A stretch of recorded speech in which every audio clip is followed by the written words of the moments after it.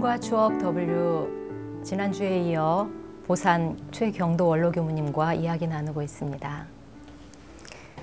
보사님 원기 87년에 포항교당에 교감교무 겸 주임교무를 이렇게 발령을 받으셨어요. 포항교당에 발령을 받으셨을 때 처음 느낌이 어떠셨나요? 네, 저도 포항교당에 그 주임교무 겸 지부장 발령을 받고 예. 처음에는 내가 잘할 수 있을까 걱정을 했어요. 네. 그랬는데 그 지금은 먼저 간 고 김충식 교무를 부교무로 같이 부임을 했어요. 그러셨군요. 네, 그래가지고 처음에는 좀 교당이 조용한 편이었죠. 그런데 이제 어느 날 둘이서 아침을 먹다가 TV를 보니까 포항시에서 무료 세탁 배달 센터를 모집한대요. 그래서 이제 충식교무한테 야, 우리 저거 좀 해볼까? 그랬더니 하자 그러더라고요. 그래서 제가 포항시청 사회복지과를 찾아갔죠. 가가지고 오늘 아침 방송에 이런 거 나왔는데 우리가 좀 해보면 안 되냐. 그랬더니 좋아하더라고요. 그래가지고 포항시청에 연결이 돼서 이렇게 많은 금액은 아니지만 지원을 받아가지고 교도님들이 그 빨래를 시작했습니다. 그래가지고 장화 신고 밟아가면서 빨래를 해가지고 말려다가 갖다 드리고 시설에 이제 그런 일들을 처음에 시작을 했습니다. 노인 복지 사업을 하기 위해서 일단 TV를 보시고 그런 그런 생각은 없었는데 하여간 뭔가 해야 될 거 아니냐는 생각이었죠. 네, 그러셨군요. 네. 그래서 이제 여러 가지 이제 준비를 위해서 또 사회복지사 공부도 하셨다면서요. 네, 그러니까 이제 교도님들께서 그 어린이집 유치원이었어요. 유치원을 지난해 폐원을 하고 제가 부임을 한 거거든요. 그래가지고 서운해 하셨던 것 같아요. 그래서 제가 교도님들께 지금은 어린이에서 이렇게 노인으로 스위치해야 됩니다. 변환해야 됩니다. 하는 말씀을 드렸거든요. 이제 그리고 나서 언젠가 기회가 되면 노인 사업을 해야 되겠다 그런 생각을 했죠.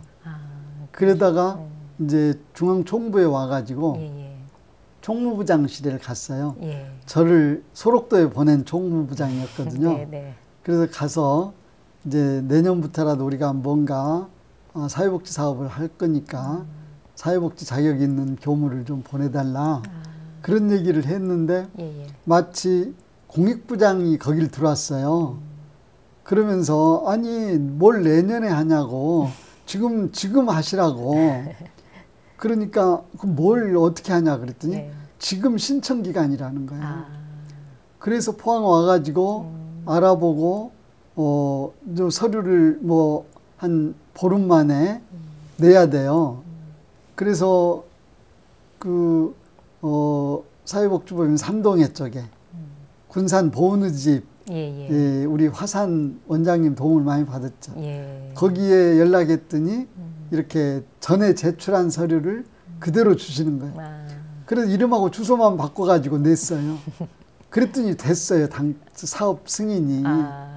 그게 한 달 안에 된 거예요. 그래요? 네. 그래가지고는 이제 이 한 달 안에 그런 사업이 되다 보니까 우리는 제가 한 얘기가 딱 맞았죠. 어린이에서 노인으로. 그렇죠. 고령화 시대가. 바꿔야 된다는 말씀을 됐죠. 이제 그랬는데 그때 이제 사업 승인이 나고 그리고 이제 사업비가 책정이 돼서 내려오고 그러다 보니까 사업을 시작하겠는데 그때 아주 중요한 일은요. 경상북도 지역에 원불교에 사는 사회복지시설이 없었어요. 그 다음에 삼동에도 전혀 들어오지 못하고 그랬는데 제가 그걸 뭐냐면 첫삽을 뜨신 거네요. 그렇죠. 사회복지를 삼동회를 가지고 시작을 했죠. 그때. 그래가지고 그렇게 해서 지금 사업을 시작했다는데 대단히 의미가 있고 당시 교구장님께서는 아주 좋아하셨어요. 그러셨군요. 이제 사실은 사업 계획서는 물론 이제 법인의 도움을 얻어서 그렇게 내시긴 하셨지만 신축 과정, 그러니까 건물이 들어서고 이제 사업을 물론 승인을 받고 건물이 들어서고 또 이제 개원하기까지 정말 수없이 많은 어려움도 있었겠고 그 과정이 있었을 것 같은데 어떤 과정을 거쳐서 그 일을 해내셨나요? 제가 나중에 네. 순창 가가지고 네네. 생각이 이 나이에 하라 그랬으면은 갸우뚱해지겠더라고요. 네. 그 일이 이제 그 일을 하게 된 가장 밑바탕에는 전임인 현타원 예. 이성희 교감님의 공익지대예요. 아. 그분이 계시면서 예. 4,000평이라는 땅을 확보해 놓으셨어요. 네. 산을. 그 산이 있었기 때문에 예. 그게 된 거거든요. 아. 근데 제가 건축 일을 그동안에 서울회관에서부터 해봤지만은 네네. 원광산 건축부도 하고 예. 산에다 집은 안 지어봤거든요. 근데 산에다 집 짓는 게 왜 예. 그렇게 어려워요. 오. 그래가지고 정말 그때는 끝이 보이는 게 아니고요. 이렇게 보이는 데까지 해결하고 가면 코너 돌면 또 뭔가 보이고 산 넘어 또 산이군요. 계속 그러더라고요. 산에다 집 짓는 게. 네. 그 삼림 용적률이 어떻고 뭐 등고선 각도가 어떻고 그런 것들이 듣도 보도 못한 생소한 일들이에요. 그래서 이제 그런 것들을 그래도 전부 다 해결해 가면서 예. 교도님 중에서 또 그런 전문적인 분이 계셨어요. 그래서 그분하고 상해 가서 건축 허가를 내고 네. 그리고 착공을 했죠. 네. 이제 그런 과정에서 이제 노인 요양원 원장이 필요하잖아요. 네네네. 근데 이제 처음이기 때문에 누구 급여를 주고 일반인을 이렇게 채용하기가 쉽지 않잖아요. 예. 저희 부담금도 있고 그러기 때문에 제가 이제 해야 되는데 사회복지사 자격이 없잖아요. 예. 사회복지사 자격을 따는데 대구 보건대학교에서 사회복지사 양성 과정이 있다는 걸 알았어요. 아, 예. 그래가지고 거기 응시를 하는데 그 전에부터 이렇게 경력이 있어야 되는 거예요. 근데 제가 그 무료 세탁 배달 센터를 하면서 예. 사회복지부인 삼동에 경북지회 사무실을 포항교당에다 냈어요. 아, 그러셨구나. 그게 또 자격이 경력이 되는 거예요. 예. 그 경력이 돼가지고 네. 저하고 이 여자 교도님 한 분하고 이렇게 자격을 땄죠. 예. 대구를 날마다 다니면서 그래서 여름방학 때 자격을 받았어요. 이제 그런 과정에서 건축은 시작이 됐죠.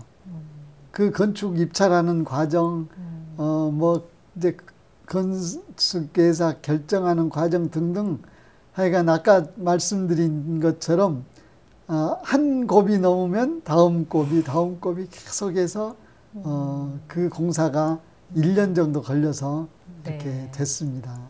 공사는 1년이라고 하셨지만 사업 계획서 내면서부터 이제 준공과 개원에 이르기까지는 굉장히 오랜 시간이 걸렸잖아요. 3년 이상 걸리지 않으셨어요? 그렇게까지는 네. 걸리지는 않았던 것 같아요. 네, 그렇게까지는 오래 걸리지는 않고 이렇게 건축하고 나서 이제 준공이 그것도 12월 말일 안에 준공이 돼야 되는 거예요. 그런 거 마음 졸인 거 보면요. 정말 12월 말일에 준공이 딱 나왔어요. 12월 말일에.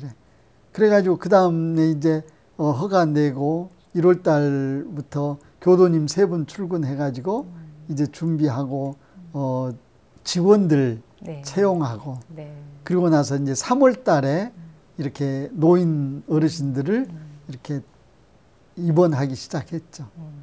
사실은 사업을 하나 하는 데는 정말 그 피와 땀이 거기에 모인 결집체잖아요. 어떻게 보면 기관 하나가 설립이 된다고 하는 것은 이제 전무 출신이 노력을 해서도 이기도 하지만 포항 교도님들의 역할도 굉장히 크셨으리라는 생각이 들어요. 네, 그렇죠. 네. 네. 그리고 이제 처음에 우리 그 현타원님 말씀드렸지만은 네. 교도님들께서도 큰 네. 돈을 희사해 주시기도 하고 네. 그 다음에 실제로 노력 봉사도 하고 기술도 제공해 주시고 네. 이제 교도님들은 기쁘신 거죠. 그런 시설이 생긴다는 네. 게. 예, 그래가지고 아주 좋아하셨어요. 네. 그리고 이제 그 과정에서 어려움들이 지내놓고 보니까 어려웠는데 다 수월히 넘어갔던 것 같고요. 그래서 3월 달에 어르신들 들어오고 나서 그 다음에 이제 또 사업을 또 신청했죠. 이제 재가복지센터 쪽에 그래서 이제 일일 그 가정 보호하는 거 종합복지센터 같은 경우를 교당 1층에 했어요.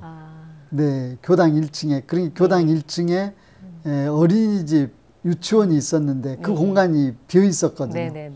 그래서 그 1층에다가 또 사업비를 타내가지고 더 넓게 해서 거기다가 그 재가복지센터를 만들었죠. 그렇군요. 입소시설만 있었던 데다가 그 다음에 추가로 해서. 그렇죠. 이제 생활시설만 있는 게 아니라 사용시설을 만든 거죠. 그래서 거기 1층을 하면서 3층을 올렸어요. 3층을 올려서 1층에 있던 생활관을 3층으로 올렸죠. 포항교당에서. 이제 그 과정이 상당히 기나긴 세월이었는데 그 과정을 다 했던 것 같아요. 그러면서 이제 제가 센터 가운데 독거노인 생활지도사 파견센터를 또 맡아서 했어요. 근데 제가 이제 우리 교단 운이라 그럴까 잘 된 것들이 노인 요양원 처음 시작할 때도 포항 사람들이 관심이 없었고요. 또 이제 제가 노인 요양보호사 파견센터 그런 것도 관심이 없었어요. 그러셨어요. 독거노인 생활지원센터. 그러다 보니까 저희가 했는데 나중에 제가 오고 나니까 서로 하려고 그러는데. 호응이 굉장히 좋았군요. 그래가지고 하여간 그때 정말 적기에 했던 것 같아요. 근데 그것이 교단적으로는 전라북도에서는 우리가 아주 앞서갔었거든요. 근데 경상북도는 그게 늦어 있었어요. 네, 전체적으로 그랬던 모양이네요. 네, 저희보다 먼저 하는 데가 저기 천주교 수녀회에서 하는 데하고 불교 스님이 하는 데 그런 정도 있었는데 나중에는 너도 나도 하고요. 교회에서도 한다 그러고 그런 경험이 있습니다. 경남, 경북 그렇죠. 에서 어떻게 보면 노인복지시설의 문열이가 되었던 사업이 바로 포항에서 이루어진 거잖아요. 맞습니다. 그러니까 우리 교단사 쪽으로도 좀 의미 있었던 일이었던 것 같아요. 부산에는 그 전에 이제 노인 그 휴양소 같은 게 하나 있었는데 나중에는 마산에서 하면서 저희 이 기관에 와가지고 다 배워가고 제가 거기 가서도 상담도 해드리고 그랬었죠. 이제 저희는 그 군산에 있는 보은의 집에 직원들도 파견해서 연수도 시키고 그런 일들을 다 했습니다. 그런 어떤 교단적인 그런 그 연결고리 안에서 저희가 쉽게 할 수 있지 않았나 싶습니다. 그리고 이제 포항 교도님들도 굉장히 보람됐던 사업이 아니었나 싶어요. 그렇죠. 그 전에 제가 이제 노인요양원 하기 전에 또 일을 저질렀죠. 어떤 일을? 음악회를 시작했어요. 그래요? 네. 그 음악회를 열린 찻집하고 그다음에 작은 자선음악회 같은 걸 연결해가지고 포항교당에 1층에서는 찻집을 하고 2층에서는 음악회를 했는데 첫 해는요. 우리 교무님들을 노래 부르시는 분으로 그 경북 교과 안에 있는 교무님들 모셨어요. 그래서 그 선산교당에 계셨던 박대화 교문이라든지 또 영천교당에 계셨던 정영현 교무님 이런 분들이 노래를 불러줬어요. 그랬는데 이제 그때 제가 또 티켓을 만들어 가지고 교도님들께 팔아오라 그랬죠. 그랬더니 교도님들도 좋아하신 게 그동안은 다른 분들한테 사주기만 했는데 우리도 팔 게 있어서 너무 좋다는 거예요. 행사의 주체라서. 그래가지고 기백만 원씩 이렇게 수익금이 생겼어요. 이렇게 찻집 해가지고. 근데 아쉬운 게 이렇게 3회밖에 못했어요. 이제 집 짓는 일하고 같이 해야 되니까 제가 그냥 포기가 되더라고요. 그래서 좀 아쉽습니다. 포항에서 이제 여러 그 사업을 진행을 하고 특히 이제 노인복지 시설을 이제 시작에서부터 또 개원에 이르기까지 중요한 기반을 또 다져주시고 이후에 순창교당으로 자리를 옮기셨네요. 네, 이제 그것도 예. 사회복지 마인드가 이제 좀 있었나 보죠. 네. 저희가 포항에 있으면서 이제 노인요양원 사업을 이제 했잖아요. 예, 그래서 생각해 보니까 그럼 한국 사회가 노인 다음 문제는 뭐지? 하는 그런 생각을 했어요. 그 당시는 청소년 문제에서 노인 문제까지는 이렇게 확산이 됐는데 예. 그러고 보니까 생각나는 게 다문화더라고요. 다문화 가족을 위해서 뭔가를 해주고 한국 사회가 다문화 문제를 해결하지 못하면 나중에 큰 짐이 될 수 있다. 그런 생각이 들어가지고 이제 젊은 교도님 중에 이렇게 알아보라 그랬죠. 우리가 다문화를 이렇게 좀 후원해 줄 때가 있으면 좀 찾아봐라 그랬더니 저쪽에 해변가 마을에 다문화 가족이 한 10명 정도 모일 수 있대요. 그러면 그분들에게 뭘 해줬으면 좋겠느냐 물어봐라 그랬어요. 예. 그랬더니 그분들이 자기들끼리 좀 만나서 수다 떨고 싶다는 거예요. 그걸 제일 원한대요. 정서적으로. 그러면 그건 우리가 해주겠다. 네네네. 그래서 한 달에 한 번 정도가 어려우면 이렇게 계절별로라도 하자. 그래서 점심 때 오라 그래가지고 점심 식사 대접해 주는 거예요.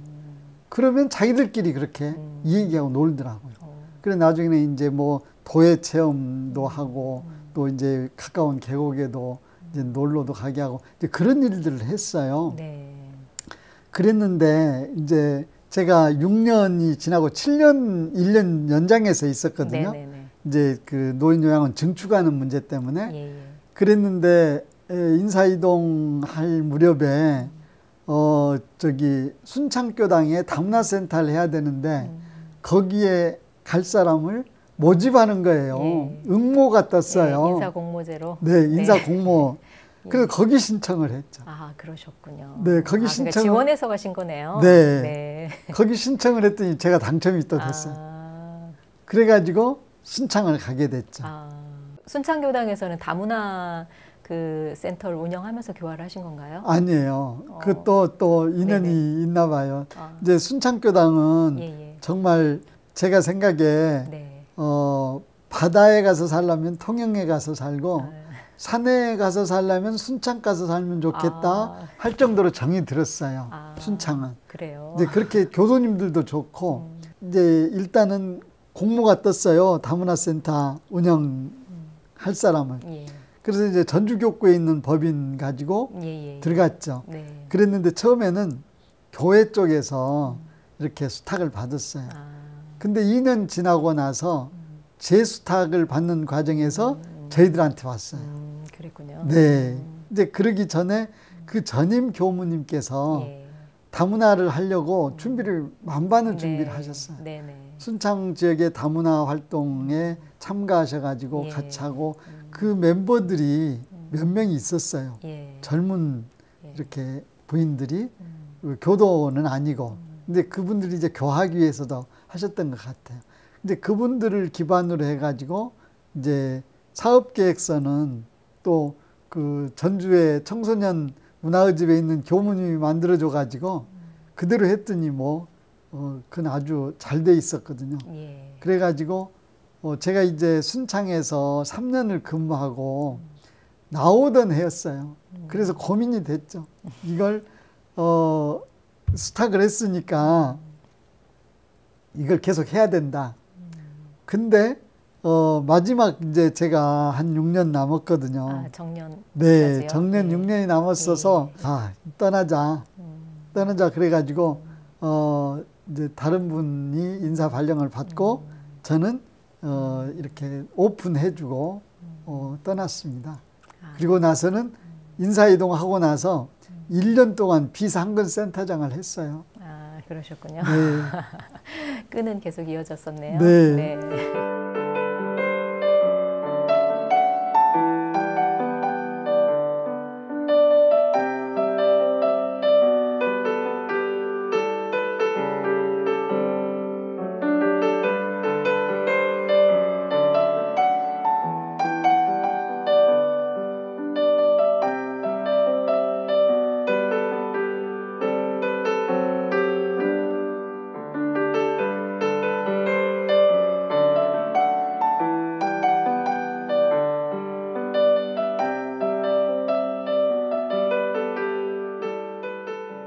순창교당에 이어서 어떻게 보면 현직에서는 마지막 근무가 되었는데요. 문화교당에서 이제 6년간 근무를 하시게 됐는데 문화교당에 발령 받으셔서 교당에 가니까 어떤 상황이었나요?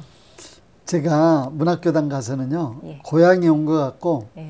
그 다음에 저 혼자 그런 생각을 했어요. 방송에서 얘기해도 될지 모르겠는데, 부잣집 막내 아들 된 것 같다 그랬어요. 그렇게 행복하셨어요?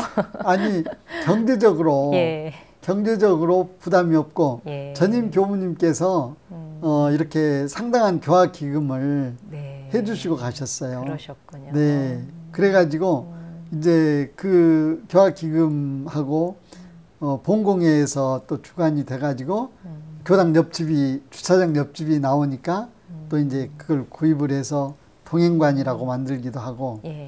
남자 나이 드신 교도님들 이렇게 일상 생활하는 시설도 만들었어요. 그렇게 이렇게 부잣집 막내 아들 같았어요. 이제 어떻게 보면 마무리하는 교역에 임하시는 그 기간이었잖아요. 문화교당에 임하시면서 정말 남다르게 임하셨을 것 같아요.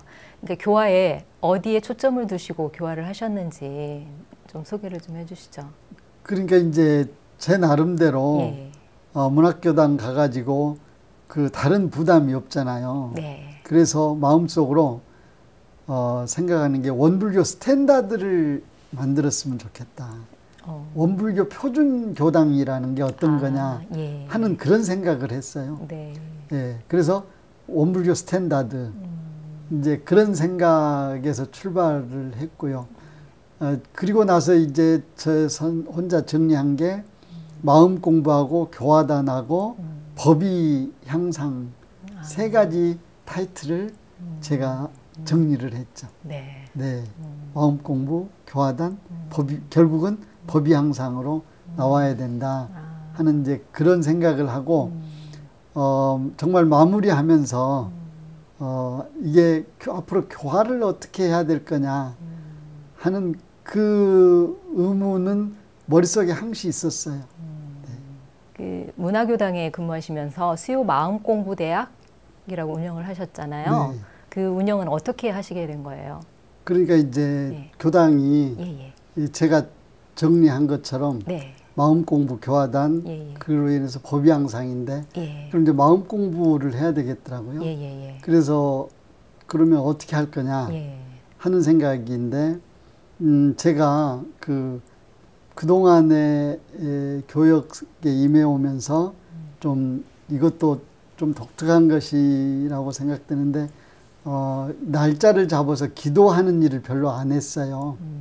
가령 포항에서 이렇게 건축을 하면서도 기도를 뭐 100일 기도, 1000일 기도 안 했어요. 순창에서도 하지 않았어요.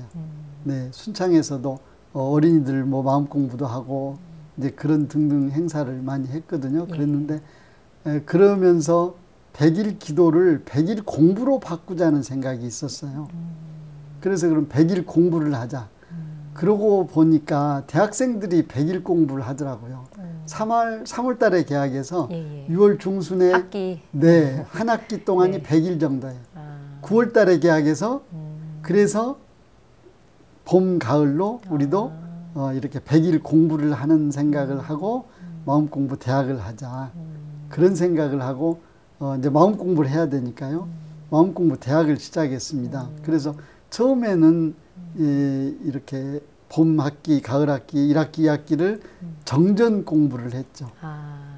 정전 공부를 하고 네. 이제 그게 1년, 2년, 3년, 4년, 5년을 했거든요. 예. 5년 동안을 다 다른 프로그램을 했어요.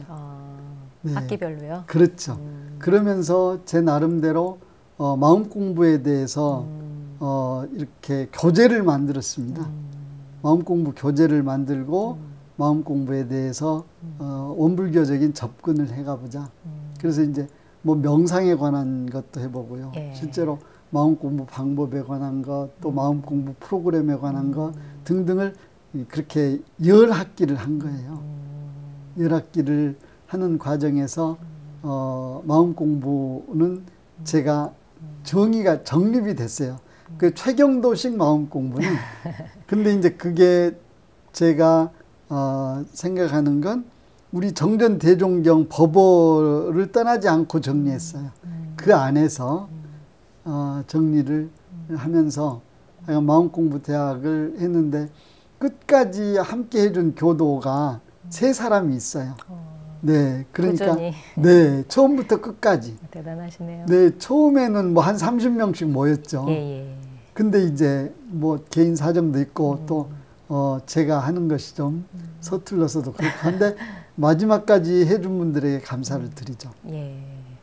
그렇게 하시면서 보사님은 저희가 이제 후진으로 배워도 늘 이렇게 영상 촬영 같은 거 하시고 또 그걸 이렇게 올리시고 하셨던 그 모습을 뵐 수가 있었거든요.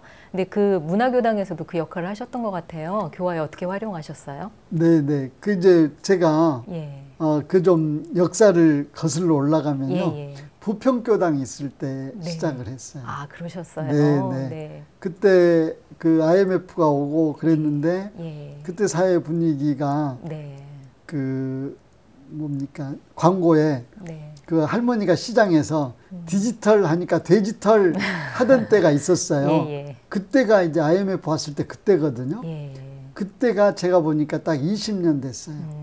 그때 만든 아이디가 이렇게 50이라는 단어를 넣었는데 그땐 제 나이 50이었거든요. 근데 지금 70이니까 딱 20년 됐어요. 그때 보니까 앞으로 영상으로 가야 된다는 생각을 한 거예요.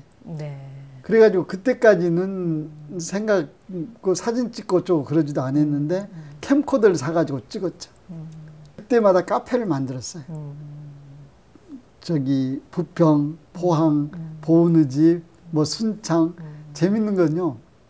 순창에서 교당에 이제 정원이 넓으니까 옛날에 집 질 때 주목을 이렇게 어린 걸 갖다 심었는데 한 40, 50년 되니까 온 정원을 다 차지하고 있어요.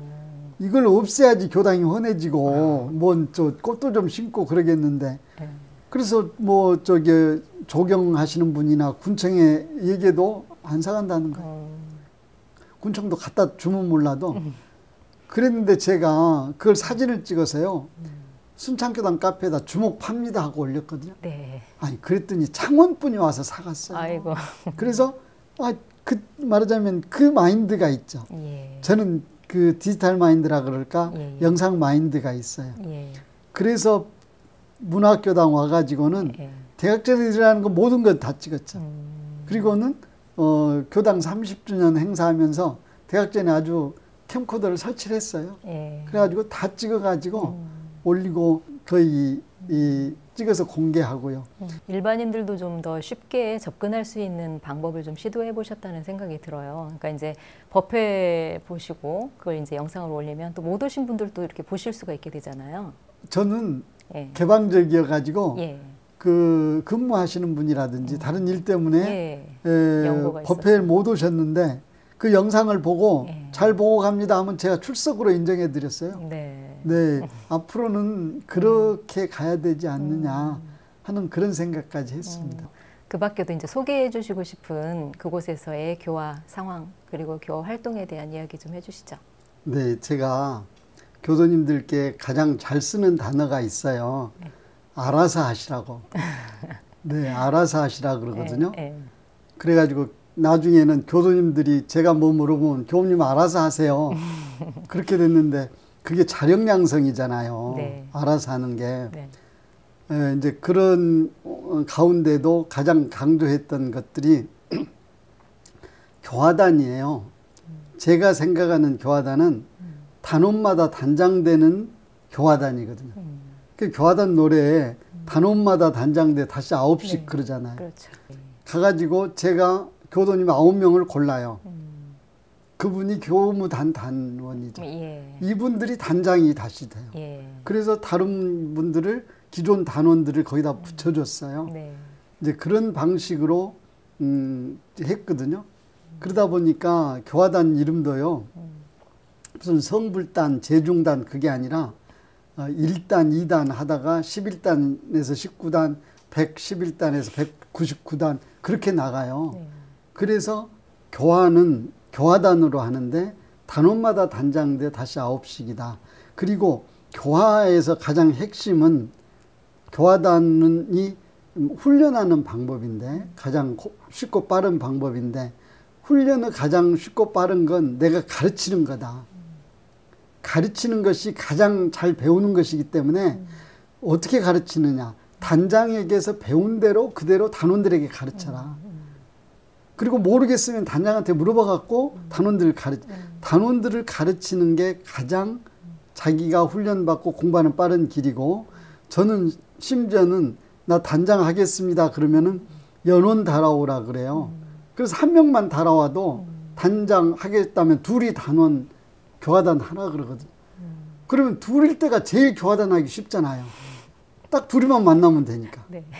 그리고 이제 교화단을 하면서 친목을 하는 교화단이 아니고 마음 공부하는 교화단이어야 된다. 그걸 강조를 제가 했어요. 통치조단 규약에 상실기가 그때 처음 발표되면서 거기에 붙어 있거든요. 그러니까 단장이 단원에게 공부시키라는 거예요. 예. 상실기가. 네. 그래서 저는 마음 공부에 대해서 마음 공부하는 사람하고 안 하는 사람하고 어떻게 구분하냐. 상실기를 하는 사람은 마음 공부하는 사람이고 상실기를 안 하는 사람은 마음 공부 안 하는 사람이다. 문학교당에서 제일 강조한 부분이에요. 예. 마음 공부, 교화단. 그래가지고 결국은 뭘 해야 되냐. 법의양상으로 나타나야 된다. 네. 근데 법의사정을 제대로 해야 된다. 교도님들 이렇게 수준에 맞춰서 그 다음에 이제 교도님들하고 함께 한 것이 이 음악회를 했어요. 예. 제가 전에 해본 경험 있잖아요. 네, 포항서. 네, 네. 그걸 이제 시작했죠. 예. 그래가지고 우리 이름을 뭘로 할까요 했더니 누가 동행 얘기를 하기래요. 동행음악회를 했어요. 그랬더니 아주 좋아하는 거예요. 예. 그러면 누구를 대상으로 하는 음악회인가요? 지역 주민. 지역 주민들을 네, 위한. 누구나를 위해서. 그럼 예. 이제 익산의 경우는 다른 교당 교도님들도 오시고 교무님들도 관심 있는 분들은 오세요. 그래가지고 음악회 보고 가시고 이제 그런 과정을 동행음악회라고 해서 했고요. 그 다음에 이제 수양회를 했어요. 제가 이렇게 죽음과 천도라는 대종경의 천도품하고 정산종사 법어 생사편하고 그 다음에 대산종사 법어에 또 그 편 있죠. 얼른 생각이 안 나서 어떻게 해요. 그래서 그 세 법문을 뽑았죠. 예, 죽어가는 과정은 어떻고 죽어가는 사람은 어떻게 해야 되고 죽으면 영혼이 어디로 가고 그런 것들을 소제목을 해서 뽑았거든요. 그리고 나서 65세 되신 분들을 수양회라고 따로 만들었어요. 65세 이상 되는 분들. 그래서 수요일 날이면 해요. 수요일 날이면 하면서 이제 처음에 만나서 연불부터 하죠. 네, 연불. 제가 문학교당에서 또 잘한 것 중에 하나 있어요. 네, 이렇게 건가요? 자랑해도 돼요? 연불 운곡을 그 대구 대연교당 교도님 방동 교도님께서 만들어 놓으신 운곡이 있어요. 그 운곡 가지고 했어요. 그리고 예외 시작하면서 연불을 운곡을 5분 정도 했어요. 예외 전에 연불을. 그러니까 전 교도가 피아노에 맞춰서 연불을 하죠. 그리고 피아노에 맞춰서 영주를 하고 이제 그렇게 해서 운곡을 통일화시키셨네요. 그렇죠. 운곡을 통일화시켜서 하고 그리고 반야바람 일다심경은 한글로 된 걸 했어요. 이제 제가 생각하는 말하자면 표준화 그랬더니 나중에 제가 떠나오면서요. 교무님 문학교당에서 제일 잘하신 것은요. 수양회 만들어 놓고 가시는 거요. 교도님들 몇 분이 그러셨어요. 교화 현장의 마무리를 아주 의미롭게 하셨군요. 보사님께서는 마음 공부하는 개인 훈련원 그 심전개발원이라고 해서 심개원을 운영을 하고 계시잖아요. 정년퇴임 하신 이후에는 그곳에서 연구도 하시고 여러 활동을 하고 계신데 어떻게 또 언제부터 그 준비를 하셨나요? 네, 이제 문학교당 있을 때 마음 공부하고 교화단이라고 하는 두 가지 컨셉으로 앞으로 교화를 해야 된다는 생각을 정리를 했어요. 그러다 보니까 이제 마음 공부를 어떻게 확산해 갈 거냐 하는데 지금 그 요새 세상에 제일 잘 나가는 게 유튜브잖아요. 네. 그래서 마음 공부를 유튜브로 내보내는 게 이제 꿈이었죠. 네. 그래서 영상도 그동안에 관심이 있었고, 해서 이제 그 배우러도 다녔습니다. 예. 익산 미디어 센터에 예, 예. 영상 편집하는 거, 영화 만드는 거, 또 이제 등등 다 배워가지고 네. 준비는 다 돼 있었어요. 네. 근데 마음 공부에 관한 것은 문학교당에서 정리가 좀 돼서 실제로 이걸 해야 되겠다 싶었어요. 근데 이제 이것도 성격 탓으로 그냥 일부터 시작을 한 거죠. 그래서 1인 방송을 시작을 하자. 그런데 제 생각에 수준이 유튜브에 올릴 수준은 못 돼서 지금 카카오 TV에 네, 편집을 해서 찍어서 올리고 있습니다. 근데 작년 대종사님 그 6.1 대제 때 시작해야 되겠다 하고 시작을 했는데 지금 보면 그때 엉망이에요. 저도 방송 그때 머리가 하얘지는 거예요. 그래가지고 다른 분들한테 핀찬도 먹고 그랬는데 지금은 한 60회 정도 가까이 하다 보니까 이제 많이 단련이 좀 된 것 같습니다. 근데 이 마음 공부를 이 사회화하고 확산시키는 방법은 결국은 그런 쪽으로 가야 된다 하는 생각을 하고요. 그리고 이 시대 상황이 이렇게 강의를 하고 교육을 받고 하는 건 이 온라인 상에서 다 받고 이 오프라인 상에서 만나서 회화하고 강연하고 이제 문답 감정 받고 하는 그런 시대가 올 거다 하는 생각을 하고요. 요새는 대세가 1인 미디어 시대라고 하잖아요. 그래서 크리에이터가 돼가지고 혼자 방송을 이끌어가는 그런 일들을 이제 보사님께서 선구적으로 우리 교단에서 이렇게 하고 계신 입장이신데, 그럼 어떤 그 방송을 지금 운영을 하고 계신 거예요? 네, 지금 처음에 이제 그 영상 1인 TV로 마음공부 TV라는 걸 개국을 했어요. 네. 그래서 그걸 하다 보니까 이제 요 사이 또 다른 그 TV 종편에서랑 재밌사는 게 이렇게 토크, 시사 토크 하는 거잖아요. 예, 예. 그냥 쉽게 얘기해서 수다 떠는 거라고 생각하는데 마음 공부도 수다를 좀 떨었으면 좋겠어요. 근데 이걸 영상으로 혼자 찍으려니까 이게 너무 어렵다고 생각해서 또 배워가지고 그 팟빵에 예, 팟캐스트 방송을 또 시작했습니다. 그래서 마음나라 라디오라고 했거든요. 그래서 지금 마음공부 TV에는 마음공부의 어떤 원리에서부터 방법, 프로그램까지를 순서적으로 계속 하고 있고요. 마음나라 라디오에는 대표 프로그램이 마음아 놀자입니다. 마음아 놀자? 네, 5명이 모여서 한 달 동안 마음 공부한 얘기, 마음하고 논 얘기를 하면 그게 한 달 동안 마음 공부한 얘기다. 그것은 올해 대학기 교절부터 시작하자 그래가지고 지금 5번 올렸습니다. 또 이제 하다 보니까 어린이 마음 공부방도 만들어가지고 그 저기 뭡니까 전주에 효작교당의 백승영 교도님 그러니까 지타오님에게 부탁을 해서 그분은 초등학교에서 10년 동안 어린이 마음 공부를 지도하셨잖아요. 그분께 부탁을 했더니 손자 둘하고 당신이 집에서 녹음을 해 보내세요. 교사셨거든요. 그분이 펴낸 책 중에 어린이 일기를 가지고 그걸 읽어가면서 손자 둘을 앉혀놓고 설명도 하고 일기도 읽고 일기에 대해서 또 공부시키고 어떻게 하고 하는데 아주 기초부터 당신이 10년 동안 어린이들을 마음 공부를 어떻게 시켜야 되겠다는 노하우가 축적되어 있는 거예요. 그렇게 하고 이제 제가 라디오 마음 공부라고도 하고 그 다음에 처음 하는 마음 공부라고 그 미디어 센터에서 팟캐스트 교육받으면서 만난 사람들하고 모여서 그 녹음실에서 마음 공부를 제가 가르쳐요. 이제 그런 것도 올리고 그리고 이제 제가 마음공부 법문만을 별도로 모아서 마음공부 법문 시리즈를 이렇게 준비하고 있거든요.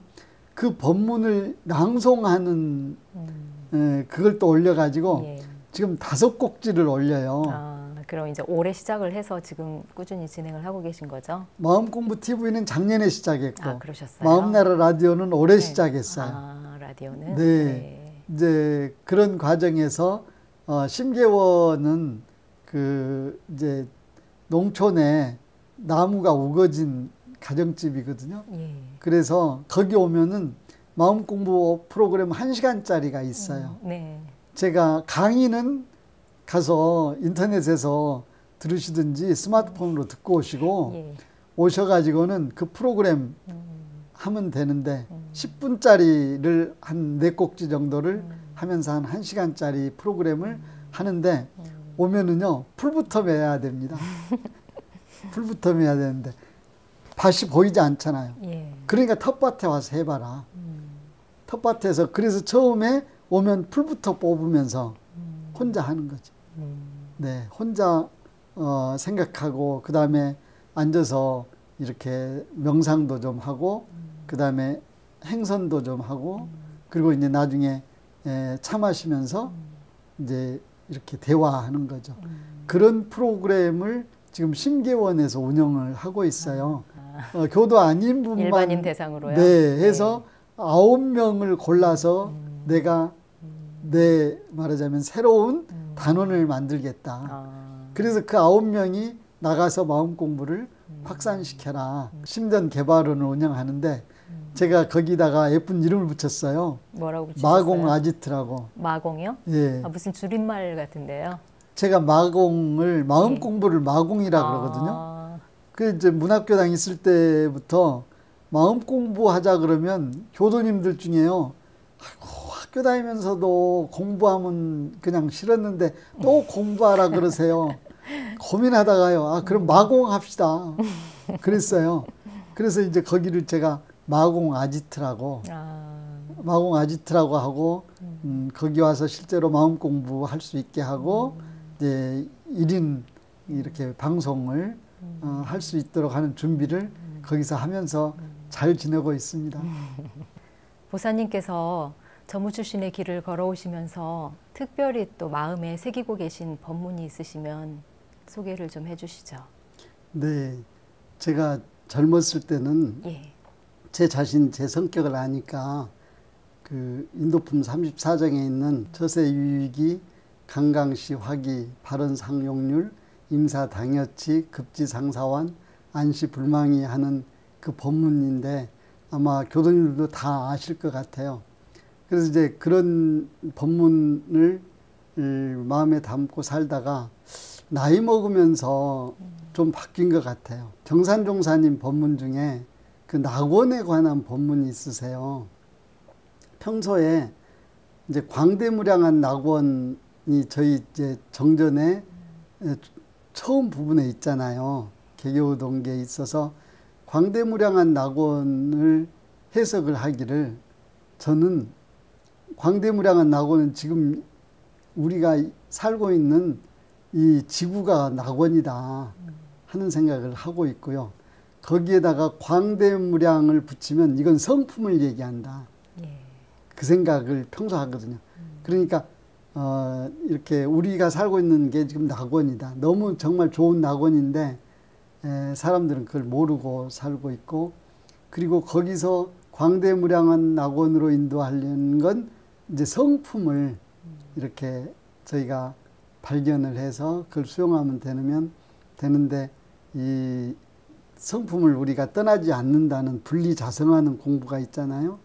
이제 그 공부하고 연관을 시켜서 생각해 보는 게 낙원인데 정산종사 법어 원리편 맨 끝 59장에 보면 원리를 미리 알고 마음에 망념이 없으면 이것이 다시 없는 낙원이라 그러셨어요. 원리를 미리 알고 그 다음에 통달어리 신무망념 시증낙원 그러거든요.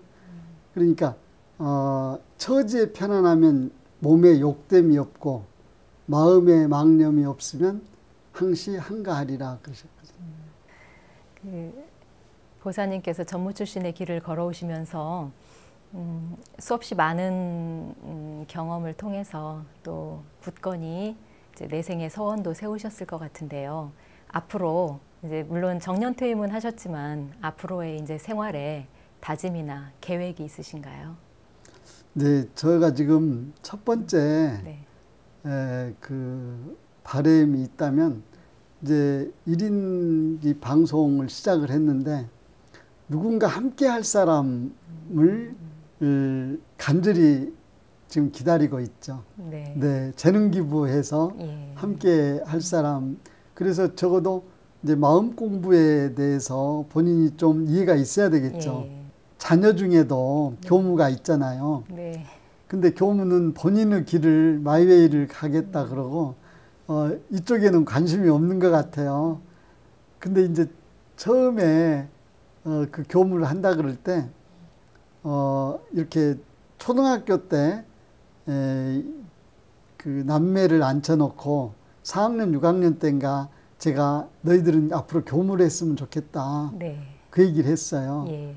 그랬더니 누나는 중학교, 고등학교 가면서 시집 가겠다고 발표를 해버리는데 그 아들은 고등학교 가가지고 이제 혼자 문제가 생겼어요. 진학에. 그러면서 고민하다가 나중에 얘기를 하는 거 보니까 아빠가 초등학교 때 교무대라고 한 얘기를 안 잊어버렸더라고요. 네, 그래가지고 저 정말 그 가슴 뿌듯한 얘기를 들은 게 감상담 하면서 예. 아빠가 사는 게 가장 행복하게 보여서 나도 아빠같이 살고 싶어서 교무를 하겠다고 발표를 했다는 거예요. 예. 제가 직접 들은 건 아니고. 네네네. 그런 얘기를 듣고 정말 이렇게 보람이 있으셨겠어요. 네. 상당히 예. 저 너무 기분이 좋았습니다. 네. 근데 이제 결국은 저는 세상 모든 사람들이 마음 공부를 했으면 좋겠어요. 예. 네. 그러니까 대종사님께서 그 마음난리 평정하기에서 말씀하신 거 보면 세상의 모든 전쟁이 이 마음난리에서부터 일어난 것이다. 예. 네. 그래서 세상 사람들이 평화롭게 살려면 이 마음난리를 이렇게 제압해야 되는데 그건 결국 마음 공부하자는 거잖아요. 그래서 이렇게 정말 살기 좋은 낙원인 지구에서 광대무량한 낙원까지를 수용해 가면서 살려면 네. 마음 공부하면서 살면 좋겠다. 네. 이제 하는 그런 생각을 가지고 있습니다. 네. 보사님 오늘 방송 마무리하면서 한 말씀, 마무리 말씀 부탁드리겠습니다. 네. 일생을 이렇게 돌아보게 해주는 좋은 프로그램을 기회를 저를 주셔서 너무 감사드리고요. 다시 살아라고 해도 아마 이 교무 길을 걸을 것 같고요. 걷겠습니다. 그리고 불교 교무가 된 일이 가장 잘한 일이고 젊어서는 그냥 이것저것 열심히 했어요. 마음속에 가슴속에 가득한 게 열정이거든요. 네. 그래서 열심히 했고 크게 아프고 또 경제적으로 정말 큰 어려움 없이 이제까지 살게 된 것이 다 이렇게 교무 길을 걸어서 이런 이때까지 됐다고 생각을 합니다. 중간에도 잠깐 말씀드렸지만은 그대는 바라볼 산이 있는가 하는 그 명제를 놓아버리지 않고 끝까지 소태산, 정산, 대산 스승님들 바라보면서 남은 여생 열심히 살고 다음 생에도 또 그 산 찾아서 다시 오겠습니다. 함께 해주셔서 감사합니다. 감사합니다. 오늘 삶과 추억 W에서는 보산 최경도 원로교무님의 50여 년간의 전무 출신의 소중한 삶을 되돌아보는 시간을 가졌습니다. 보사님께서 출가하고 그리고 퇴임에 이르기까지 교화자로서 어떤 자세로 또 스승님들의 법문을 어떻게 생활 속에 실현하면서 살았는지 배울 수 있는 소중한 시간이었습니다. 보사님의 삶이 아니라 우리들의 또 앞으로 후진들에게 살아가는 데 큰 방향로가 되었던 소중한 시간이 되었던 것 같습니다. 오늘 삶과 추억은 여기서 마치고요. 저희들 다음 시간에 다시 찾아뵙도록 하겠습니다.